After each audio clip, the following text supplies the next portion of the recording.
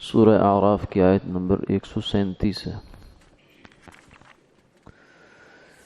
اعوذ باللہ من الشیطان الرجیم، بسم اللہ الرحمن الرحیم۔ وَأَوْرَثْنَا الْقَوْمَ الَّذِينَ كَانُوا يُسْتَضْعَفُونَ مَشَارِقَ الْأَرْضِ وَمَغَارِبَهَا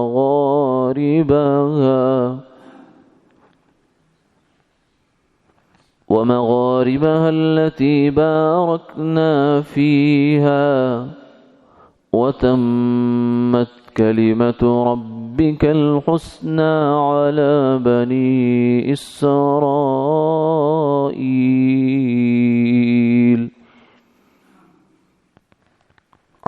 بَنِي إسرائيل بما صبروا ودمرنا ما كان يصنع فرعون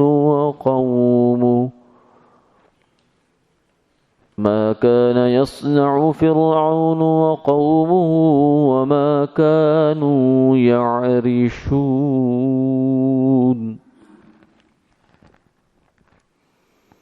وجاوزنا ببني إسرائيل البحر فأتوا على قوم يعكفون على أصنام لهم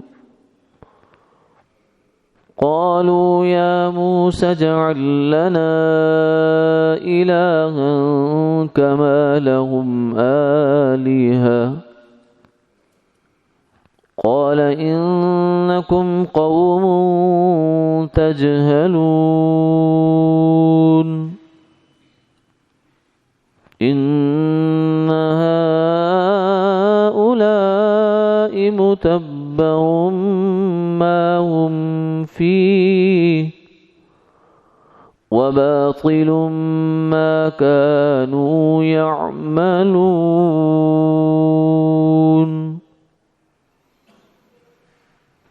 قال أغير الله أبغيكم إلها وهو فضلكم على العالمين وإذ أنجيناكم من آل فرعون يسومونكم سوء العذاب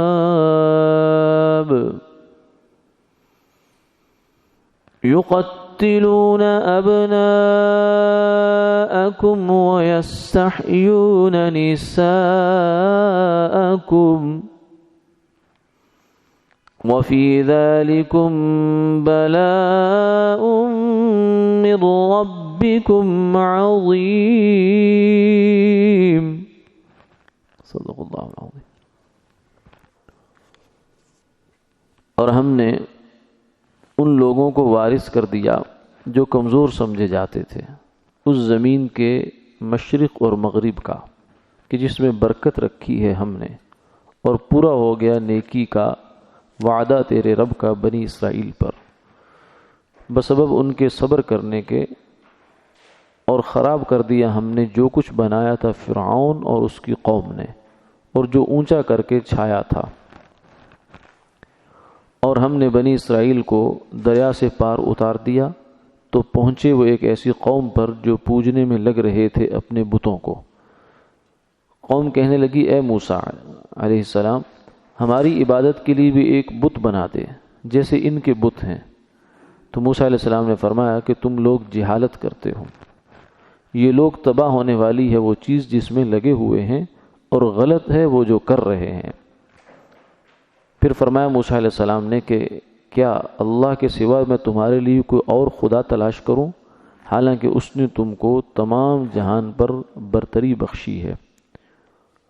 اور وہ وقت یاد کرو جب نجات دی ہم نے تمہیں فرعون سے کہ وہ تمہیں برا عذاب دیتے تھے، تمہارے بیٹوں کو مار ڈالتے تھے اور تمہاری عورتوں کو زندہ رکھتے تھے، اور اس میں احسان ہے تمہارے رب کا بڑا۔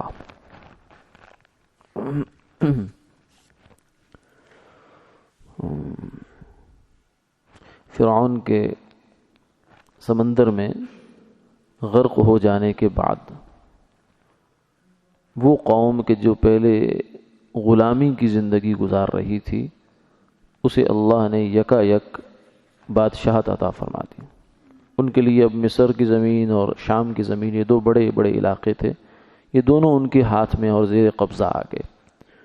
مشارق الارض و مغاربہا، مشرقی حصہ بھی اور مغربی حصہ بھی دونوں اللہ تعالیٰ نے ان کے حوالے کر دی. التی بارکنا فیہا، مصر کی زمین بھی اور شام کی زمین دونوں بابرکت علاقے ہیں. یہ شام کی زمین تو خاص طور سے قرآن پاک میں اس میں برکت کا تذکرہ اور جگہ پر بھی فرمایا سبحان الذی اسری بعبدہ لیلا من المسجد الحرام الی المسجد الاقصی الذی بارکنا حولہ، کہ اللہ تعالیٰ نے جس زمین میں ہم نے برکت رکھی ہے یعنی شام کی زمین، وہاں اپنے بندے کو اللہ لے گئے.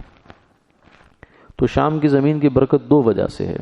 ایک تو اس وجہ سے کہ وہ علاقہ بڑا زرخیز ہے، وہاں پھل اور بکثرت ہوتے ہیں، میوہ جات وغیرہ، چشمے ہیں، آب و ہوا بہت اچھی ہے، زیتون ہے اور اس طرح کی چیزیں ہیں.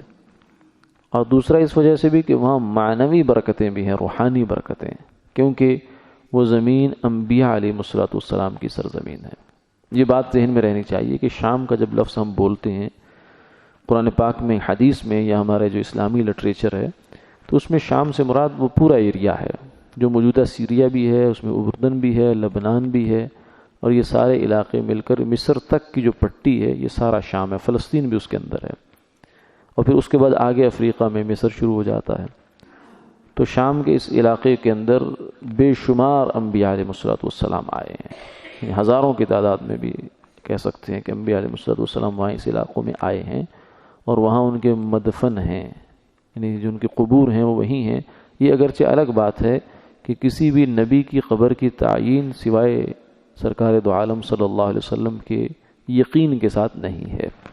یعنی جتنے بھی نبی ہیں باقی ان کی قبر کی کسی کی تعیین بھی یقین کے ساتھ نہیں ہے. گمان ہیں، قیاسات ہیں، تخمینے ہیں، لیکن یقینی تعیین کسی کی نہیں ہے. لیکن اتنی بات طے ہے کہ ہیں وہ اسی علاقے میں، چاہے وہ فلسطین کا علاقہ ہے یا شام کا علاقہ، آج کے موجودہ سیریا کا علاقہ ہے، یا اردن ہے. اردن میں تو بہت سارے صحابہ کرام کی بھی قبریں ہیں اور انبیاء علیہ السلام کی قبور اور مقابر بھی ہیں. تو یہ کسی جگہ پر کسی نیک آدمی کی قبر کا ہونا یا اس کا دفن ہو جانا، یہ بھی اس جگہ کے اندر برکت کا باعث ہوتا ہے. کسی برے آدمی کا دفن ہو جانا یہ نحوست کا باعث ہو جاتا ہے، بے برکتی کا باعث ہو جاتا ہے، کیونکہ اللہ کی رحمتیں نازل ہوتی رہتی ہیں، قبروں پر بھی نازل ہوتی رہتی ہیں، اور اللہ کی طرف سے عذاب اور گرفت ہے وہ بھی نازل ہوتا رہتا ہے برے آدمی کی قبر پر. تو یہ برکت کا علاقہ فرمایا کہ ہم نے بنی اسرائیل کو عطا فرما دیا. اور پھر اللہ کا جو وعدہ تھا، جو پیچھے اللہ تعالیٰ نے موسیٰ علیہ السلام کی زبانی وعدہ فرمایا تھا کہ جب بنی اسرائیل دوبارہ تنگ آئے اور کہنے لگے کہ اوذینا موسیٰ من قبل ان تأتینا من بعد ما جئتنا، کہ اے موسیٰ علیہ السلام آپ کے آنے سے پہلے بھی یہی مصیبت ہمارے اوپر مسلط تھی، آپ کے آنے کے بعد پھر اس نے ہمارے اوپر ظلم کرنا شروع کر دیا، تو آپ کے آنے کا کیا فرق ہوا؟ پھر اس موقع پر موسیٰ علیہ السلام نے فرمایا تھا کہ نہیں، تم صبر کرو، اللہ تعالیٰ تمہارا فیصلہ کریں گے انشاءاللہ. تو یہ جو وعدہ تھا موسیٰ علیہ السلام کی زبانی، اللہ نے اس کو یوں پورا فرمایا. حالانکہ اس وعدے کا کوئی سبب کے درجے میں کوئی امکان نہیں تھا کہ فرعون جیسا آدمی جس کی سلطنت اتنی مضبوط کہ وہ لاکھوں جادوگر مروا دیتا ہے، پھر اتنے لوگوں کو مروا رہا ہے، پھر بنی اسرائیل کے بچے ذبح کروا رہا ہے. ایک بچہ اگر آج کوئی بادشاہ حکم دے دے پوری دنیا میں کہ بچہ ذبح کر دیا جائے، تو دوسرے دن دیکھیے اس کے تخت کا کیا ہوتا ہے. لیکن اس کی قوت کا اندازہ لگائیں، اس کے دبدبے کا، روب کا، شوکت کا اندازہ لگائیں کہ وہ اتنی مضبوط سلطنت کے بارے میں کچھ تصور بھی نہیں کر سکتا کہ چند سالوں کے اندر ہی یہ ایسا ہو جائے گا کہ سب کچھ مل میٹ. یہ اللہ کی قدرت ہے جو اللہ نے بار بار دکھایا ہے. اسی لیے یہ جو موسیٰ علیہ السلام کا واقعہ ہے، قرآن اس کو بار بار جگہ جگہ بیان کرتا ہے، کیونکہ بڑے عجیب و غریب اپنے اندر یہ سبق اور پیغامات رکھتا ہے. فرمایا کہ بنی اسرائیل پر یہ وعدہ پورا ہوا کس وجہ سے؟ بما صبروا، جو انہوں نے صبر کیا. صبر بڑی چیز ہے. وَإِن تَصْبِرُوا وَتَتَّقُوا لَا يَضُرُّكُمْ كَيْدُهُمْ شَيْئًا. سیدنا حسن بصری رحمہ اللہ تعالی فرماتے ہیں کہ جب انسان کے لیے زور بازو سے کسی کا مقابلہ کرنا ظلم کا ممکن نہ رہے، تو پھر اس کو چاہیے کہ صبر کرے اور اس معاملے کو اللہ کے حوالے کر دے۔ جب اللہ کے حوالے کر دے گا تو اللہ تعالیٰ پھر اس کا معاملہ اچھا کریں گے، وہ معاملہ اپنے ہاتھ میں لے لیں گے۔ اور اللہ مسبب الاسباب ہے، اسباب کو استعمال نہیں کرتا، وہ اس سے اسباب کو پیدا کرنے والا ہے۔ یعنی ہماری نظر میں کام ہونے کے جتنے راستے طریقے ہو سکتے ہیں یہ ہمارے لیے طریقے اور راستے ہیں، اللہ کے لیے نہیں ہیں۔ اللہ تو ان طریقوں کا بھی خالق ہے، اس کام کا بھی خالق ہے، نتیجوں کا بھی خالق ہے، تو وہ تو کرنے کو کر کے دکھا دیتا ہے۔ پھر آگے فرمایا کہ فرعون کے ساتھ یہ ہوا کہ ان کی سب چیزوں کو اللہ نے تہس نہس کر دیا، خراب کر دیا، ویران اجڑ گیا سارا کچھ، جو ان کے محلات تھے، جو ان کے کارنامے تھے، جو سب کچھ تھا، نشان عبرت بنا دیا۔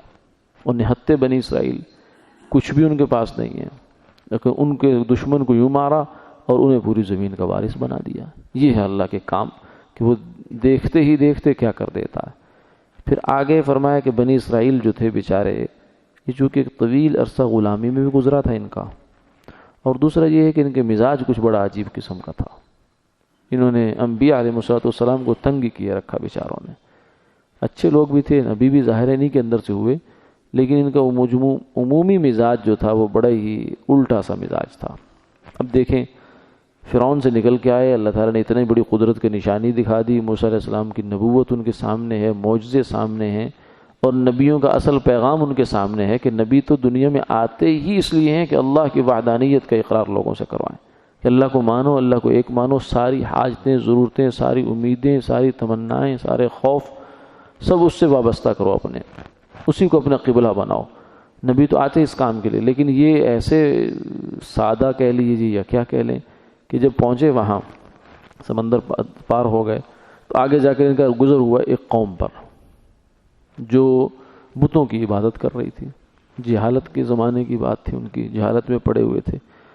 تو بنی اسرائیل نے جب اس کو دیکھا تو کہنے لگے اجعل لنا الہا کما لہم آلہہ، اے موسیٰ جیسے ان کے خدا ہیں کوئی ہمارا بھی خدا بنا دے۔ یعنی ہمارا خدا تو آپ کہتے ہوئے نظر نہیں آتا، جب ہم نے آپ سے کہا کہ خدا دکھاؤ تو آپ دکھاتے بھی نہیں ہیں، کیونکہ موسیٰ علیہ السلام کو کہا تھا بنی اسرائیل نے کہ اللہ ہمیں دکھاؤ، تو اللہ تعالیٰ موسیٰ علیہ السلام نے ان میں 70 آدمی منتخب کر لی کہ چلو میرے ساتھ۔ سب کو پھر بھی نہیں کہا کہ تمہیں دکھائی دے گا، بلکہ ان میں سے کہا کہ جن پر تمہیں اعتماد ہے ان کے بارے میں بات کرو کہ یہ دیکھ لیں گے اللہ تعالیٰ کو، تو پھر باقی مان لیں گے اس کو۔ ہر بندے کے ساتھ یہ مشاہدہ نہیں ہو سکتا تجربہ۔ بہرحال ان کو جب لے کر چلے گئے تو وہاں جا کر زلزلہ آیا جس سے وہ سارے مر گئے۔ اب موسیٰ علیہ السلام پریشان کہ یا اللہ میں تو ان کو لایا تھا اس لیے کہ اللہ کو دیکھیں گے، لیکن آپ نے تو معاملہ ہی الٹ دیا پکڑ کے، تو مری جو بنی اسرائیل جو ہے وہ تو پریشان کریں گے۔ تو پھر اللہ تعالیٰ نے دعا ان کی جس کے بعد اللہ نے ان کو زندہ کر دیا دوبارہ۔ ثم بعثناکم من بعد موتکم لعلکم تشکرون، اللہ نے ان کو مرنے کے بعد دوبارہ زندہ کیا جو خدا کو دیکھنے گئے تھے۔ اللہ تعالیٰ کو اس دنیا میں دیکھنا اس سر کی آنکھ سے ممکن نہیں ہے، ظاہر کی آنکھ سے نہ تماشا کرے کوئی، ہو دیکھنا تو دیدہ دل وا کرے کوئی۔ دل کی آنکھ سے دیکھ سکتے ہیں اللہ کو، ظاہر کی آنکھ سے جنت میں دیدار ہوگا اللہ کا۔ یہاں موسیٰ علیہ السلام نے فرمایا کہ اللہ مجھے اپنا آپ دکھا، تو اللہ تعالیٰ نے فرمایا کہ تم نہیں دیکھ سکتے، جہاں یہ ہو سکتا ہے کہ اس پہاڑ کو دیکھو، میں اس پر تجلی ڈالتا ہوں اپنے جمال کی اور جلال کی، پھر دیکھو کیا ہوتا ہے۔ فلما تجلی ربہ للجبل جعلہ دکا، پہاڑ ریزہ ریزہ، اور موسیٰ علیہ السلام بے ہوش ہو کر گر پڑے۔ تو اللہ کو دیکھنا جو ہے یہ اللہ کی قدرت کی نشانیاں دکھاتا ہے، وہ قدم قدم پر ذرے ذرے میں اپنا آپ دکھاتا ہے ہمیں، لیکن قدرت کی نشانی اور آیت کے طور پر۔ تو یہ بنی اسرائیل نے یہ مسئلہ تھا ان کو کہ اللہ تعالیٰ تو دکھائی نہیں دیتے تو عبادت ہم کس کی کریں۔ جب وہاں دیکھا کہ بتوں کی پوجا ہو رہی تو انہوں نے کہا ہاں یہ بڑا اچھا کام ہے بھائی، کہ خدا تو بالکل ہمارے ہاتھ میں ہی آ گیا، بت بنا کر ہم نے اس کو سامنے رکھ لیا، اب اس کو پوجتے چلے جائیں گے۔ یہ ان کو بڑا اچھا لگا، تو فرمایا کہ انکم قوم تجہلون، تم نے اپنے خیال میں بڑا فلسفہ گھڑا ہے کہ خدا میرے سامنے ہو۔ کبھی یہ حقیقت منتظر نظر آ لباس مجاز میں، کہ ہزاروں سجدے تڑپ رہے ہیں میری جبین نیاز میں، کہ اللہ تعالیٰ تو ایسی حقیقت ہے جو مجاز کے لباس میں جو ہے وہ اس کو دیکھنا چاہ رہا ہے۔ تو یہ ایک انسانی فطرت ہے، خواہش ہے اس کی، تو ایسی خواہش کا اظہار انہوں نے بھی کر دیا. تو موسیٰ علیہ السلام نے فرمایا انکم قوم تجہلون، یہ کوئی فلسفہ نہیں ہے، یہ تو جہالت ہے تمہاری پرلے درجے کی، کہ خدا کو بت بنا کے سامنے رکھو گے، اس کو پوجو گے، اس سے بڑی جہالت کا سامان کیا ہے. ان ہؤلاء متبر ما هم فیہ وباطل ما كانوا يعملون، اور یہ جو تمہارے سامنے لوگ پوجا کر رہے ہیں بتوں کی، یہ تو تباہی کا سامان کر رہے ہیں اپنے لیے، اور جو کچھ یہ کر رہے ہیں اس کا ان کو کک فائدہ نہیں ہے، ذرے کا فائدہ نہیں ہے، بلکہ الٹا یہ ان کے لیے شرک بن رہا ہے جو ان کے نیک اعمال کو ضائع کیا چلا جا رہا ہے. لئن اشرکت لیحبطن عملک ولتکونن من الخاسرین، اگر شرک کرے انسان تو اس کے عمل ضائع، کچھ بھی اس کا کام دنیا میں نیکی کا کام اس کے نہیں آتا، کیونکہ مشرک ہے، ایمان کے ساتھ عمل فائدہ دیتا ہے. جیسے فرمایا کہ یہ تو سب تباہی کا سامان ہے، اور جو کچھ یہ کر رہے ہیں یہ بھی ان کے ہاتھ سے جائے گا. پھر فرمایا اغیر اللہ ابغیکم، کیا جہالت کی بات کرتے ہو، کہ خدا کے علاوہ اور میں خدا تمہارے لیے لاؤں تو کہاں سے لاؤں ایسا خدا تو ایک ہی ہے. میاں وہ خدا ایسا ہے جو سب صفات کا مالک ہے، سب صفات کے اندر پوری طرح سے پائی جاتی ہیں، ویسا تو ایک ہی ہے، دوسرا تو ہے نہیں کوئی. اللہم انک لست بإلہ استحدثنا، ایک مسنون دعا ہے جس کے الفاظ میں فرمایا کہ اے اللہ آپ ہمارے ایسے خدا نہیں جس کو ہم نے گھڑا ہو، ولا برب یبید ذکرہ ابتدعنا، اور نہ ایسا کوئی خدا ہے کہ جس کی قصہ کہانی 4 دن کی ہو، افسانہ ہو پھر ختم ہو جائے، نہیں، یہ تو ایک حقیقت ہے. ولا علیک شرکاء یقضون معک، اور نہ ہی کوئی ایسے آپ کے شریک ہیں جو آپ کے ساتھ مل جل کر آپ کا نظام چلا رہے ہوں.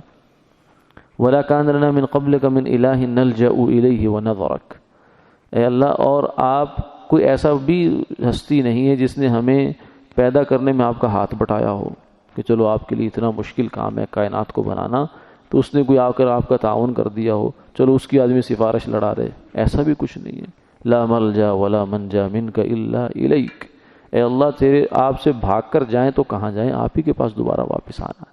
جیسے بچہ ماں سے مار کھاتا ہے تو لپٹ کر پھر اس کی ٹانگوں سے لپٹتا ہے آ کر، کیونکہ اسے اور کوئی جائے پناہ نظر نہیں آتی. تو فرمایا کہ اللہ کے علاوہ ہے کون جسے میں تمہارے لیے گھڑ کے لے آؤں. اغیر اللہ ابغیکم الہا، کیا میں خدا کے علاوہ کوئی اور خدا لے آؤں، کہاں سے لاؤں. وہو فضلکم علی العالمین، اور تم اتنے ناشکرے ہو، دیکھو ابھی تمہاری آنکھوں کے سامنے اللہ نے کتنا بڑا تمہارے ساتھ کام کیا، کتنا بڑا معجزے کا اظہار کیا تمہاری خاطر. اور تمہیں اس وقت جتنے بھی لوگ ہیں دنیا میں سب سے زیادہ معزز اللہ کی نظر میں تم ہو اس وقت. کیوں کہ اللہ کا جلیل القدر پیغمبر اولوالعزم پیغمبر موسیٰ علیہ السلام تمہارے اندر ہے اس وقت. تو یہ بنی اسرائیل کی فضیلت اس وقت کی ہے، ورنہ قیامت تک آنے والے حساب سے وہ فضیلت نہیں ہے، کیونکہ قیامت میں آنے والی تو پھر آگے امت محمدیہ تھی جس کی فضیلت ساری امتوں پر ہے. بنی اسرائیل کی فضیلت اپنے زمانے تک. آگے فرمایا کہ تم پھر اور احسان یاد کرو کہ اللہ تعالیٰ نے تمہیں فرعون کی قوم سے نجات دی ہے جو تمہیں بڑا برا عذاب پہنچاتے تھے. اس سے بڑا عذاب کیا ہے کہ تمہاری آنکھوں کے سامنے تمہارے بچے قتل کر دیے جائیں، اس سے بڑا کیا عذاب ہو سکتا ہے، اور عورتوں کو چھوڑ دیا جائے. لیکن یہ پھر بھی اللہ نے تمہیں وہاں سے نجات دی، تمہارے اوپر بڑا احسان کیا. اس کے احسان کو مانو اور بجائے اس کے کہ اس کی عبادت کرو، اس کے سامنے جھکو، اب شرک کے راستے نہ تلاش کرو. وآخر دعوانا الحمدللہ رب العالمین.